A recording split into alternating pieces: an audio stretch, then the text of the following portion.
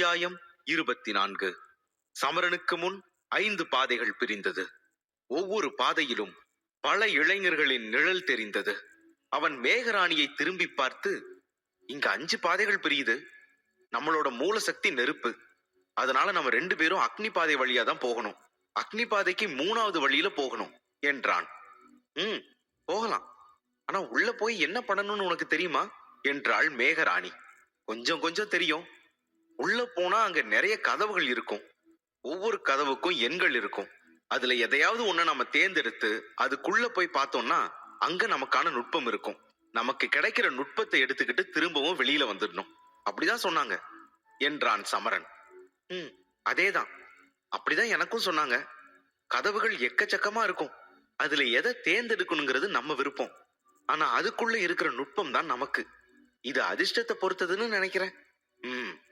சரி வா, உள்ள போய் பார்க்கலாம் என்று சமரன் சொல்ல இருவரும் அந்த பாதைக்குள் நுழைந்தார்கள். ஆனால் அந்த வழியில் என்ன சிக்கல்கள் இருக்கும் என்பது பற்றி இருவருக்குமே தெரியாது. ஒரு மனதாக இருவரும் 3ஆம் பாதையில் நடக்க ஆரம்பித்தார்கள். வழி எங்கும் இருள் சூழ்ந்திருந்தது. ஆங்காங்கே மெல்லிய வெளிச்சம் மட்டுமே வந்து கொண்டிருந்தது. சிறிது தூரம் சென்ற பிறகு அந்த பாதையின் இரு புறமும் கதவுகள் இருப்பதை இருவருமே கவனித்தார்கள். சமரா, இங்க 2 பக்கமும் கதவுகள் இருக்கு பாத்தியா?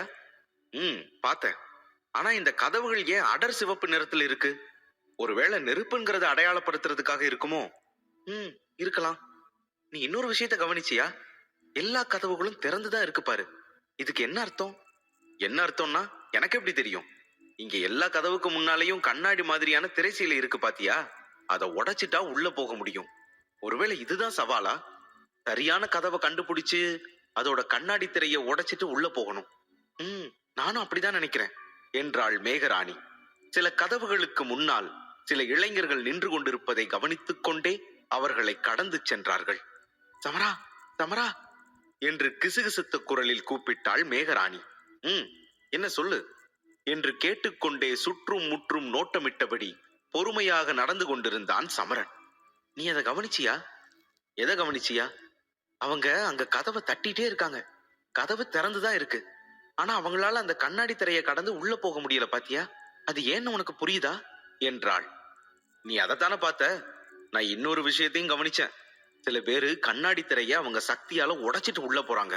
அவங்க உள்ள போகும்போது வெளியில நிக்கிறவங்க எல்லாரும் ஆரவாரம் பண்ணி அவங்கள உள்ள அனுப்பி வைக்கிறாங்க. அப்படின்னா என்ன அர்த்தம் என்றான் சமரன். என்ன அர்த்தம் என்று குழப்பத்தோடு கேட்டாள் மேகராணி. அந்த கண்ணாடி திரையை உடைக்கிறது ஒன்னும் அவ்வளவு சுலபம் இல்லைன்னு அர்த்தம். அவங்க சக்திக்கு தகுந்தபடிதான் கண்ணாடி திரை உடையும். அதுக்கு ஏத்தபடிதான் நுட்பமும் கிடைக்கும். ரொம்ப நல்லா இருக்குல்ல? எந்த பாரபட்சமும் இல்லாம எல்லாரும் அவங்க சக்திக்கேத்த நுட்பத்தை அடைய முடியும் இல்லையா என்றான் சமரன். இருவரும் பேசிக்கொண்டே அந்த பாதையில் தொடர்ந்து நடந்து சென்று கொண்டிருந்தார்கள். வழியில் தங்கள் சக தோழர்களின் துக்கத்தையும் மகிழ்ச்சியையும் உணர்ந்தபடியே அவர்கள் நடந்து சென்று கொண்டிருக்கையில் சமரன் ஒரு திருப்பத்துக்கு அருகே வந்தான். அங்கே உள்ள கதவின் எண்ணை பார்த்து, ஏய் மேகா மேகா, இங்க கொஞ்சம் பாரு என்று அவளை அழைத்தான். என்ன என்று அவள் ஆர்வத்தோடு கேட்டுக்கொண்டே அவன் பார்க்கும் இடத்தை கவனித்தாள். அவன் ஒரு கதவை சுட்டிக்காட்டி, இங்க பாத்தியா? இந்த கதவுல என்ன எண் எழுதியிருக்கு பாத்தியா? 36ன்னு போட்டிருக்கு. அப்படின்னா நம்ம போக வேண்டிய தூரம் இன்னும் கொஞ்சம்தான். நாம நெருங்கிட்டோன்னு அர்த்தம் என்றான். சமரன் இவ்வாறு சொன்னவுடன் மேகராணி அவனை வெறித்து பார்த்தாள். ஆனால் அதை பொருட்படுத்தாமல் சமரன் தனது நடையின் வேகத்தை கூட்டி விறுவிறுவென சென்று 43 என்ற எண் எழுதப்பட்டிருந்த ஒரு கதவுக்கு முன் நின்றான். அந்த கதவை பார்த்த சமரன் சிரித்துக் கொண்டே, இதுதான் அந்த கதவு என்று உற்சாகத்தோடு கூறினான். அந்த வழியில் சுமார் 10 பேர் அவனுடன் இருந்தனர். சமரன் நேரடியாக கதவு எண் 43க்கு முன்னால் நின்றதைக் கண்டு அனைவரும் ஆச்சரியப்பட்டனர். சமரா, என்ன இது? இங்க மட்டும் கண்ணாடி திரை இவ்வளவு தடிமனா இருக்கே. எதுக்காக? உள்ள இருந்து எந்த வெளிச்சமும் தெரியலையே. இதுக்குள்ள நுழைய முடியுமா உன்னால என்றாள் மேகராணி. ஏன், எதுக்காக அப்படி கேக்குற? என்னால நுழைய முடியாதுன்னு நினைக்கிறியா என்றான் சமரன். நீ ஏன் அங்க பாரு. சில பேர் இதுக்குள்ள நுழைய முயற்சி பண்ணி தோத்து போறாங்க பாரு என்றாள் மேகராணி. இந்த நேரத்தில் அனைவரின் பார்வையும் சமரன் மீதுதான் இருந்தது. ஆனால் சமரன் அதை பொருட்படுத்தவில்லை. மெல்ல கையை உயர்த்தி திரையின் மீது வைத்தான். மேகராணி சற்று கோபமாக அவனிடம், சமரா, இதெல்லாம் கொஞ்சம் கூட சரியில்லை. உங்க அப்பா உனக்கு மட்டும் எதுக்கு சரியான எண்ணெய் கொடுத்தாரு? அப்ப இங்க இருக்கிற மத்தவங்க கதி? அவர் எப்படி உனக்கு மட்டும் இப்படி ஒரு விஷயத்த பண்ணலாம் என்று சொல்ல சமரன் அவள் பேசுவதை தடுக்க நினைத்தான். கத்தாத, இதுக்கு இவ்வளவு சத்தமா பேசுற? நீ பேசுறதை யாராச்சும் கேட்டா வீணா அப்பாவுக்கு பிரச்சனை வரும். உனக்கு இத பத்தி எல்லாம் எதுவுமே தெரியாது. நீ எல்லாத்தையும் மறந்துடு, சரியா? கொஞ்சம் தயவு செஞ்சு கத்தி காட்டி கொடுத்துறாதமா என்றான். அவன் பதட்டப்படுவதை கண்ட மேகராணியால் சிரிப்பை அடக்கிக் கொள்ள முடியவில்லை. அவள் சிரிப்பதை அங்கிருந்தவர்கள் வினோதமாக பார்த்தார்கள். இவ்வளவு கடினமான நேரத்திலும் இந்த பெண்ணால் எப்படி சிரிக்க முடியும் என்று யோசித்தார்கள்.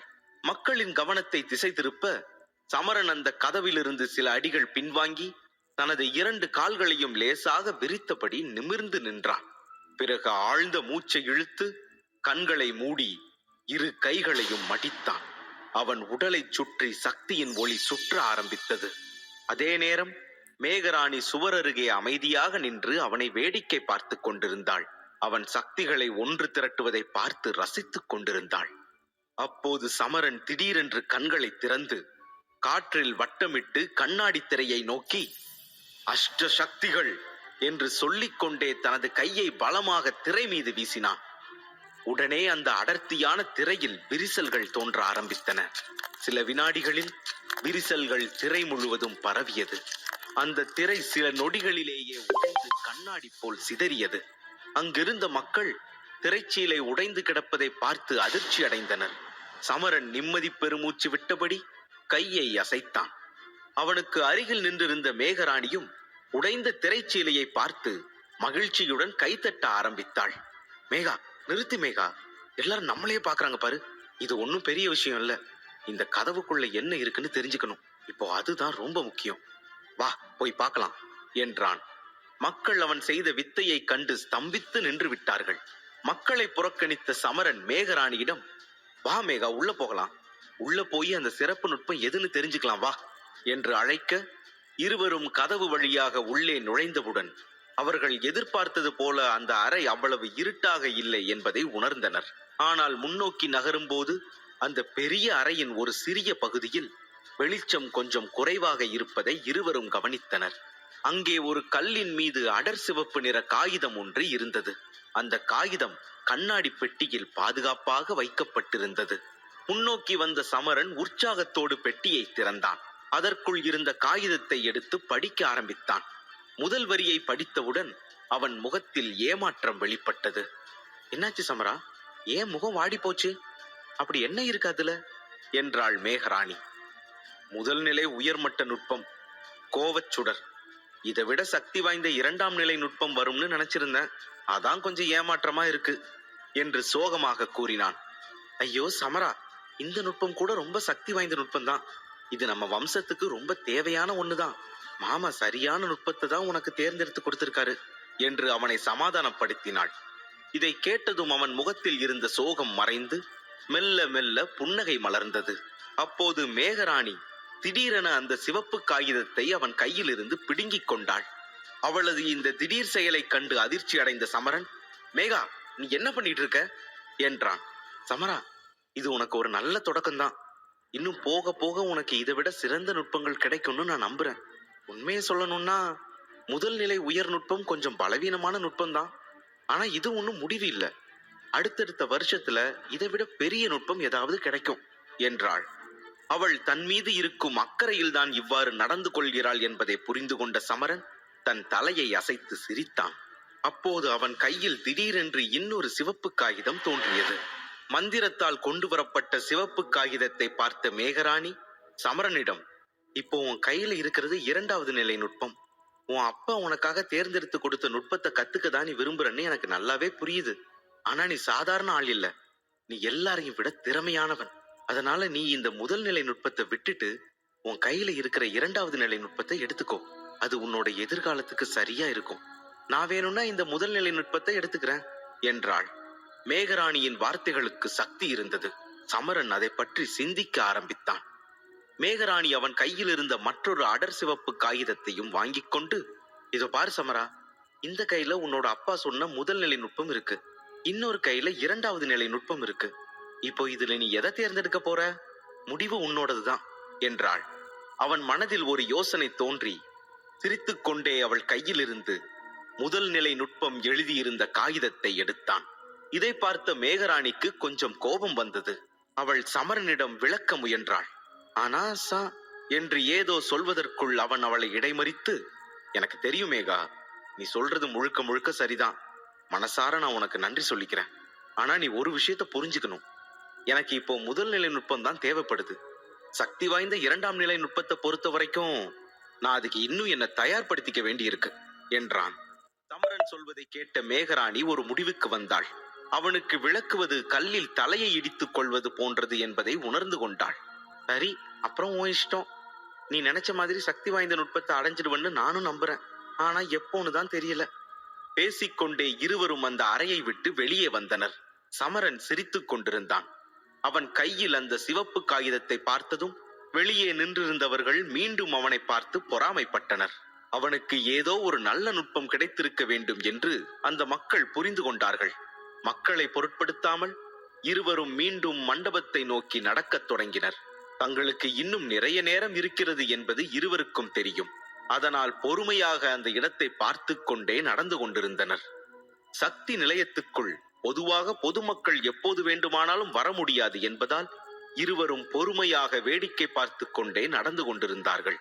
ஒவ்வொரு வருடமும் ஒரே ஒரு நாள்தான் சக்தி நிலையத்தில் இவ்வளவு பரபரப்பு ஏற்பட்டது. ஒவ்வொரு தாழ்வாரத்திலும் மக்கள் கூட்டம் காணப்பட்டது.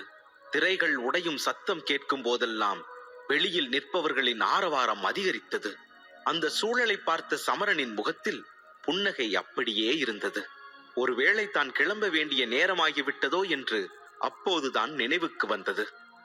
சரி மேகா, நம்ம கிளம்பலாமா? அப்பா வெளியில நமக்காக பதட்டத்தோட காத்துட்டு இருப்பாரு என்றான். மேகராணியும் சரி என்பது போல தலையசைக்க இருவரும் பெரிய கதவை நோக்கி நடக்க ஆரம்பித்தார்கள். அப்போது சமரன் திடீரென்று சிவப்பு நிற உடையில் ஒரு பெண்ணை பார்த்தபோது அவன் கதவை நெருங்கி இருந்தான். சிவப்பு நிற உடை அணிந்த பெண் நித்திய நந்தினிதான் என்பதை புரிந்து கொண்டான். திரைச்சீலையை உடைக்க தவறியதால் அவள் சற்று சிரமத்துடன் காணப்பட்டாள். அவள் இந்த நாளுக்காகத்தான் வெகு நாட்களாக காத்திருப்பது போல் தோன்றியது. ஆனால் அந்த நாள் வந்தும் அவளால் சிறப்பு நுட்பத்தை பெற முடியவில்லை. எனவே அவளுடைய சோகம் அவள் முகத்தில் தெளிவாக தெரிந்தது. அவள் அருகில் நின்றிருந்த சில இளைஞர்களும் அவளிடம் பேச முயன்றனர். ஆனால் அவள் அந்த இளைஞர்களை கவனிக்கவில்லை. தோல்வியடைந்த பிறகு அவளுடைய மனநிலை மோசமடைந்தது. அந்த திரையை எப்படியாவது உடைக்க விரும்பினாள்.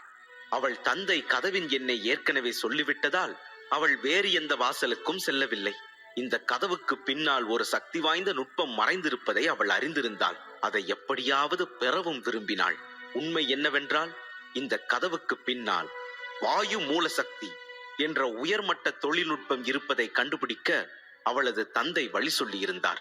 அவள் இந்த சக்தியை பெற்றால் அதிகார பந்தயத்தில் அவள் எல்லோரையும் பின்னுக்கு தள்ளுவாள் என்பது அவளது தந்தையின் எதிர்பார்ப்பாக இருந்தது. ஆனால் அந்த கதவின் திரை அனைத்து திரைகளையும் விட மிகவும் அடர்த்தியாக இருந்தது. அதை உடைப்பது மிகவும் கடினம்.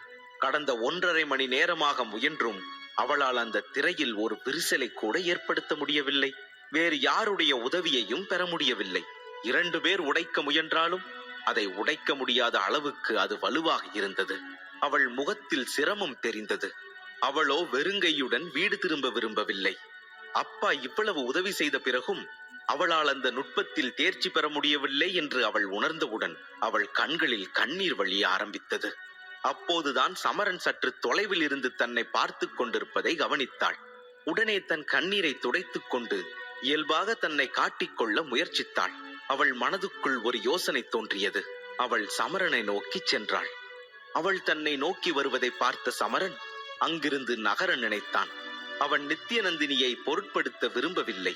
சமரன் தன்னை கண்டவுடன் அங்கிருந்து விலகிச் செல்வதை கவனித்த நித்யநந்தினி திகைத்து நின்றாள். அவனிடமிருந்து இதை சற்றும் எதிர்பார்க்காததால் அவள் அதிர்ந்து அப்படியே நின்று விட்டாள். கோபத்துடன் மீண்டும் திரும்பி தன்னுடைய கதவுக்கு செல்வதுதான் சரி என்று நினைத்தாள். அவளுக்கு சமரன் மீது கோபம் இல்லை, தன் மீதே கோபம் வந்தது. தன் மீது கோபம் கொண்டு, அடச்சி, நான் எதுக்கு இவ்வளோ கீழ்த்தரமா நடந்துக்கிறேன்? அவனை பத்தி தெரிஞ்சிருந்தும் எதுக்காக அவனை தேடி போகணும்?